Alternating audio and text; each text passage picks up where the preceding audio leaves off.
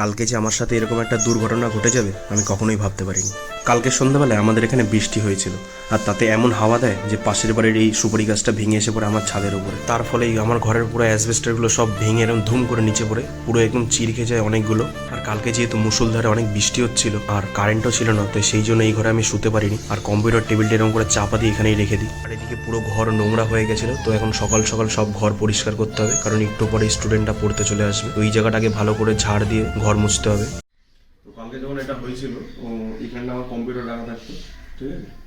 আর এখান দিয়ে যখন গাছটা পড়েছে তখন আমি পড়াচ্ছিলাম, আর 3জন স্টুডেন্টকে আমি তখন ছুটি দিইনি, ওরা ঘরের মধ্যে ছিল। আমি ছাতা আনতে ঘরে গিয়েছিলাম, তো ভাগ্যিস ওরা এই জায়গাটা দাঁড়িয়েছিল, এই জায়গাটা ছিল না। তো যখন ভেঙে এটা এখান থেকে পড়া পুরো এইখানে পড়েছিল, পুরো এই জায়গাটা, ভাগ্যিস ওরা এই সাইডটাই ছিল, তাই জন্য ওদের কোনো ক্ষতি হয় না। এইটাই জায়গা। এখন দেখি কবে পাল্টানো যায়, পুরোটা এখন পাল্টাতে হবে, কারণ এখানে দেখতে যাচ্ছে এখানে পুরো ভেঙে গেছে এতগুলো কি লম্বা করে। কি হবে জানি না, এখন এর মধ্যেই পড়াতে হবে, কিছুক্ষণ পরে ওরা পড়তে আসবে সবাই, চলবে এখন যতদিন না পাল্টানো যায়।